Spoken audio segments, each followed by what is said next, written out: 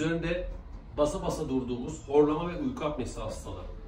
Genç hastamız, genç gösteren hastamız, boy kilo oranı gayet iyi, body mass indeksi gayet iyi. Ancak uyku testinde hafif orta dereceli uyku apnesi sendromu var. Birçok hekim arkadaş tarafından değerlendirilmiş, maske tedavisi önerilmiş, cerrahi öneren hekim arkadaşlarım var, meslektaşlarım var. Acaba hangisi hastamız için tedavi seçeneği?